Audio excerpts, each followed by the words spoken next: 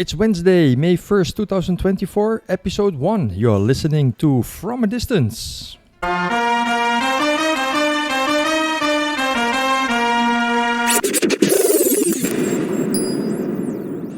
don't know if you listened to the introductory episode, but listening back, it felt like I was just reading the script. That was what I did, and I will be doing it today too. Hopefully it will flow better in the episodes after when I share my thoughts and opinions from my heart. Besides, if the introductory episode was already perfect, I would be stressing out about meeting your high expectations. This episode is part of a two-part series on the background of Israel and the Jews and Palestine and the Palestinians. These episodes serve as background stories and reference for other episodes. In these episodes, I will be discussing the history of the Jewish people, starting with the geographical location of Israel. For this, we will go back to the Iron Age, but don't worry, not for long. The area that we know as Israel, as well as parts of Lebanon, Syria, and Jordan, was once called Canaan. During the Iron Age, the kingdoms of Israel and Judah were formed in this land roughly between 930 and 586 before Christ. Ethnically and politically, the region quickly became a diverse and fragmented area due to the migration and settlement of various people. After the end of the kingdoms of Israel and Judah, the region was given different names depending on who held the power at that time. The Romans called it Palestine, and during the Ottoman Empire, it was known as Ottoman Turkey. All of this occurred long before our grandparents were born. What our distant grandparents did experience was the modern Israeli history that began in the 20th century. The Balfour Declaration of 1917 played a crucial role in this. The Balfour Declaration was a letter in which the British government expressed its support for the establishment of a Jewish national home in Palestine.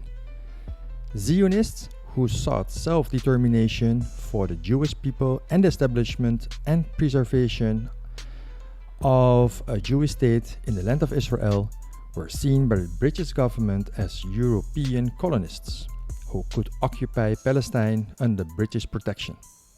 After World War I, the territories of present-day Israel, the Palestinian territories, and parts of Jordan, Lebanon, and Syria were placed under British rule and was called the Mandate of Palestine. The mandate was established with the aim of promoting the establishment of a Jewish national home. Before the Balfour Declaration, France had promised support for the establishment of a Jewish homeland in Palestine in a letter to a Russian Zionist. During World War I, France and Britain had secretly agreed on the future borders of the still existing Ottoman Empire, which included Palestine. This went against earlier promises made to the Arabs. After the fall of the Ottoman Empire in 1922, Lebanon, Jordan, and Syria were placed under the British and French mandates. The current borders were largely determined by the colonial powers and regional conflicts. Lebanon gained independence on November 22, 1943, Jordan on May 25, 1946, and Syria on April 17, 1946.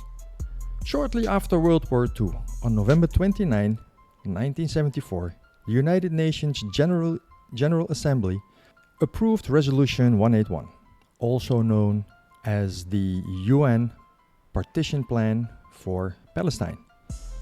This resolution determined the division of the mandate for Palestine into two separate states, a Jewish and an Arab state. Jerusalem was given a separate status and placed under international administration. The Jewish leaders accepted the plan, but the Arabs rejected it, leading to the outbreak of the Arab-Israeli War in 1948. Have you ever looked at a map of the Middle East and Africa? The borders are straight lines, determined by European powers, mainly the British and the French. These lines were often drawn without consideration of natural borders such as rivers or mountains, or social, religious, and ethnic composition of the regions. As a result, various ethnic groups were often forced to live together within the same borders, leading to various tensions and conflicts in the region. Unfortunately, these conflicts and tensions still exist today, affecting both Palestinians and Jews. The origins of the Jewish people can be traced back to around 2070 to 1950 before Christ and around the period of 1800 and 1500 before Christ. Abraham, the patriarch of the Israelis according to the tradition, was a nomad who traveled from the southwest, the city of Ur, in present day located in Iraq, to the northwest of Mesopotamia, the city of Haran, which is now Turkey on the border with Syria. In Haran, God commanded Abraham to leave his land and family and establish a new nation in another land. Abraham obeyed and set out with his entire family, servants, and livestock to the land of Canaan, which we know as Palestine. They tried to survive there, but drought temporarily drove them to the Nile Delta in Egypt. One reason why Jerusalem is important to the Jews is that the first temple of Solomon was built around 957 before Christ. The first temple was destroyed around 587 before Christ by the Babylonians, and the second temple was built around 538 before Christ. Also, this second temple was destroyed, this time by the Romans around 70 after Christ. After the destruction of the second temple, the Jewish people dispersed across the world, a phenomenon known as diaspora.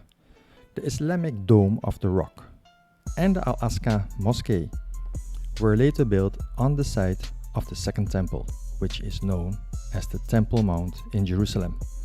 The Temple Mount is considered the place where God revealed himself to the Jewish people and where the Ark of the Covenant was kept in the Holy of the Holies of the temple. However, the management and access of the Temple Mount are subject of dispute and conflict between Jews, Muslims, and Christians, as well as between Israel and the Palestinians. This complex situation leads to tensions and conflicts that continue to this day. The history of the Jews is marked by numerous violent attacks, specifically targeting the Jewish community, known as pogroms. In the Middle Ages, pogroms often occurred in Europe, especially during periods of political, social, or economic unrest. Jews were often accused of various crimes, such as poisoning wells, ritually murdering Christian children, or spreading diseases like the plague. Synagogues were plundered, Jewish property was destroyed, and the Jewish people were killed or expelled. In the late 19th and 20th centuries, pogroms took place during periods of political and social unrest, particularly in the Russian Empire. Jews were often the targets of violent attacks by organized gangs, sometimes with the support and approval of the authorities. The violent outbreaks, not only in Russia, had devastating consequences for the Jewish communities, who were forced to flee, emigrate, or live in constant fear for their safety.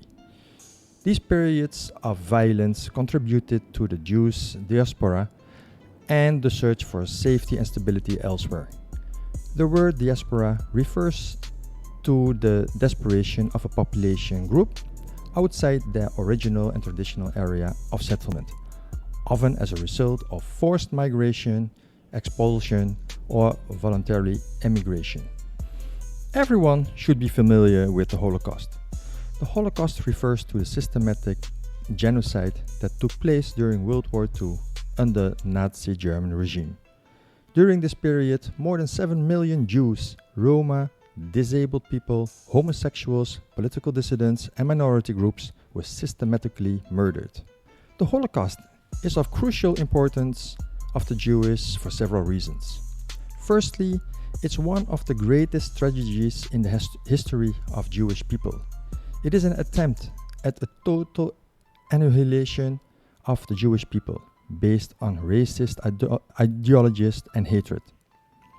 The consequences are still felt within Jewish communities worldwide.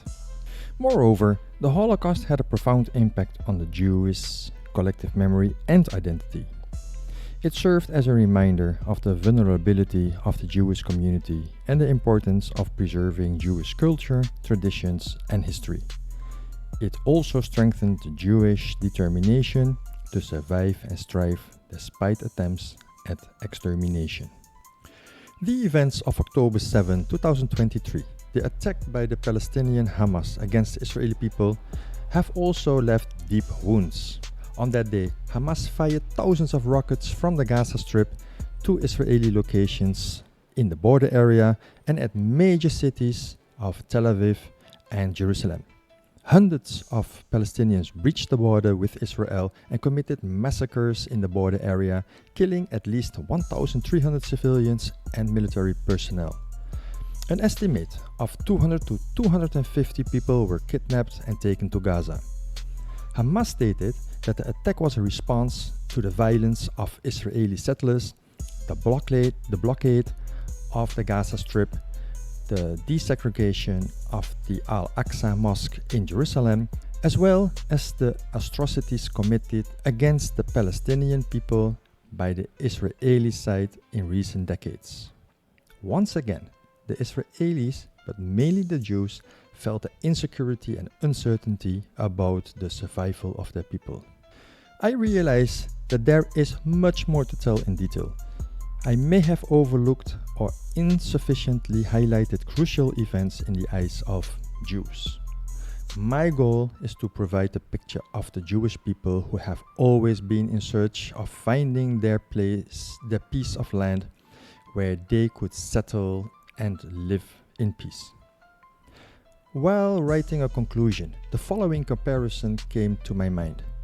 Imagine yourself in the shoes of a homeless person. No security, no house, no place to store your personal belongings, the daily uncertainty, and so on. You would also want the safety of a house, your home, wouldn't you?